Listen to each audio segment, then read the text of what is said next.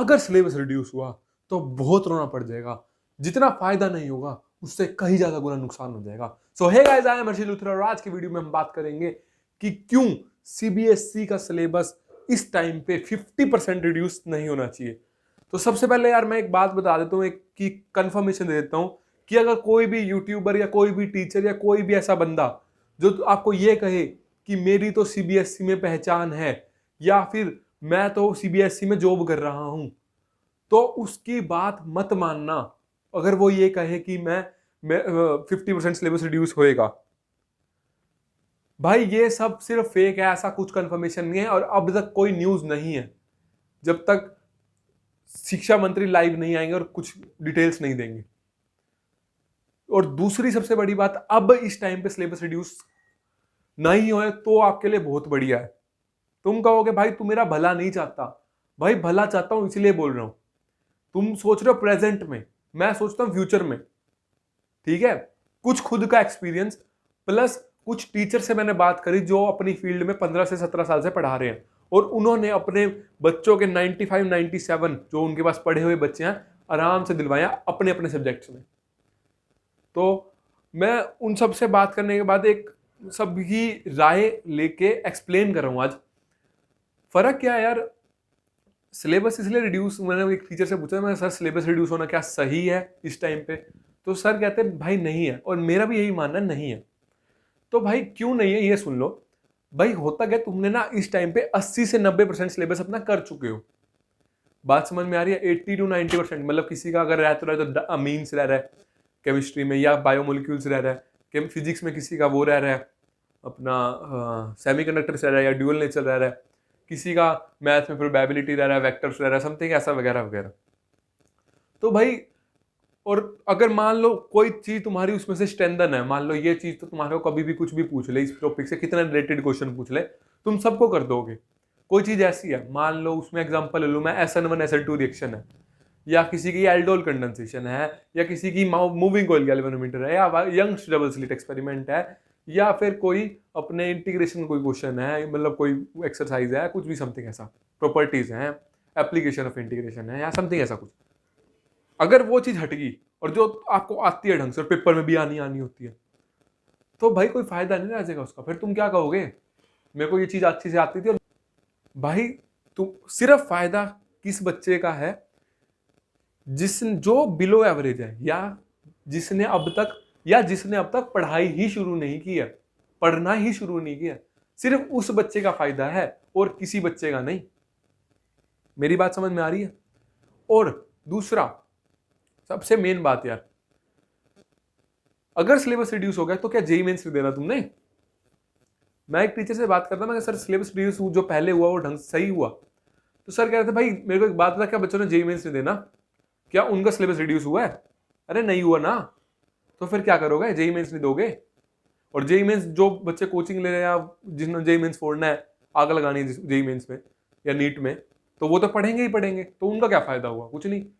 अगर तुम टॉपर हो या एक एवरेज स्टूडेंट हो जो 70 से 80% अपने प्री बोर्ड्स में या 11th में ले रहा था, तो तुम्हारे लिए नुकसान ही नुकसान है, फायदा नहीं है। तुम अब ये कहोगे मैं ऑनलाइन पढ़ रहा था तो मेरा तो नुकसान ही हुआ है, ये साल 2020 तो मेरा खराब ही गया। तो भाई उसका एक सोल्यूशन जो मेरे को सही लगता है, सीबीएसई को लगे या, क्योंकि भाई बहुत बड़ी फैकल्टी है वो ये यार कि एग्जाम को थोड़ा सा पोस्टपोन कर दो। मतलब अगर जो आपके एग्जाम है वो मार्च में होते थे, वो उसको अप्रैल में कर दो, उससे लेट नहीं। क्योंकि अगर उससे लेट हो गया तो पिछला जो तुम्हारे जूनियर्स हैं 11th वाले, उनका नुकसान हो जाएगा। बात समझ में आ रही है? और दूसरा यार, तुम्हारे प्रैक्टिकल्स भी नहीं हुए हैं, तो सीबीएसई को ये भी कुछ देखेंगी इसमें कि वो उनको 15 दिन स्कूल में बुलाना है, क्या करना है।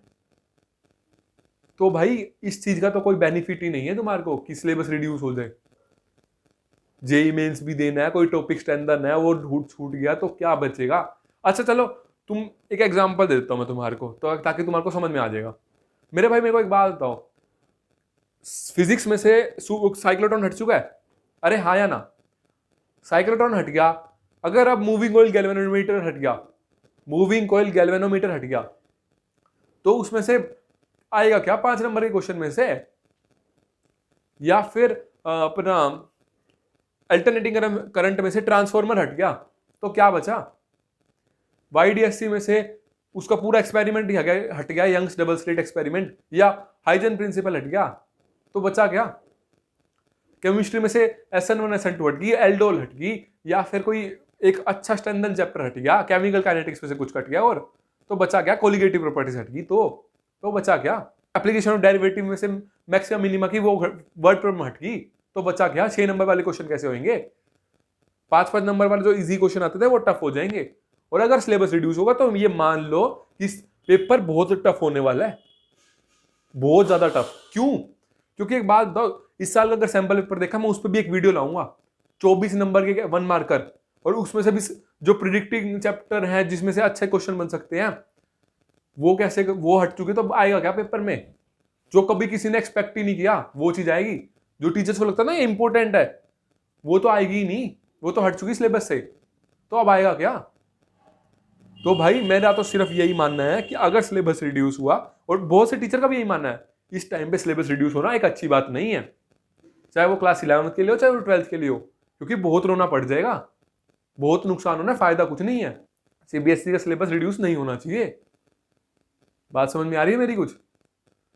और भाई साथ ही साथ अब मैं कुछ वीडियोस लाऊंगा 1 मार्कर कैसे करना है, और जो भी चीज़ चाहिए उसके लिए कमेंट कर देना ताकि मैं उसके लिए वीडियो बनाऊं। और इस साल का सैंपल पेपर मैंने देखा था, काफ़ी कुछ चेंजेस कर दिए हैं।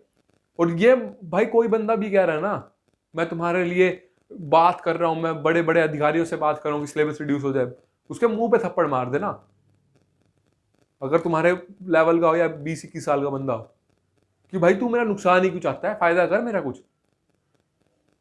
भाई JEE मेंस देना है, नीट देना है, ठीक है, तो भाई अपना वो करो, पढ़ाई करो सिर्फ। जो ये कह रहा है ना वो सब फेक है, सब स्कैम कर रहे हैं, कोई कुछ नहीं है। बात समझ में आ रही है मेरी? अपना पढ़ते रहो, जो चीज रह रही है उसको स्ट्रेंथन करो। हाँ, स्लेब अगर पेपर का जो वो है वो 1 महीना लेट हो जाता तो कोई दिक्कत नहीं है, क्योंकि अब एक बात बताओ यार, एक मैंने न्यूमेरिकल से बात करी थी, वो फिजिक्स के सर थे, उन्होंने मेरे को कहा कि हर्षित मैंने ना जो पहले 4 चैप्टर पढ़ाए थे ना वो सारे ऑनलाइन पढ़ाए थे, और मैं ना उसमें न्यूमेरिकल्स ढंग से नहीं करा पाया, तो मेरे को वो 1 महीना दे दोगे ना तो मैं वो न्यूमेरिकल्स अच्छे से करा दूंगा बच्चों को, मेरे बच्चों के नंबर आ जाएंगे। उस टीचर का ये कहना था, और वो 17 साल से पढ़ा रहे हैं सर, मेरे भी सर है भाई। तो भाई, और वो कुछ सोच समझ के कह रहे होंगे। सिलेबस रिड्यूस होना कोई अच्छी चीज नहीं है, पहले भी हुआ, वो भी चलो ठीक है यार, वो शुरू में जो कर दिया था वो कोई दिक्कत नहीं, क्योंकि तुम उस टाइम पे सिलेबस कंप्लीट नहीं करके बैठे थे, अब सिलेबस कंप्लीट कर चुके हो तुम। तो आई होप मेरी बात समझ में आ रही होगी तुमको। सो इसी के साथ चलते हैं, और अगली वीडियो किस टॉपिक पे चाहिए वो कमेंट जरूर कर देना यार, ताकि मैं मोटिवेट हूं कि भाई बच्चों को इस टॉपिक पे चाहिए तो मैं बना दूं। सो इसी के साथ चलते हैं। See you guys, have a good day, bye bye, take care.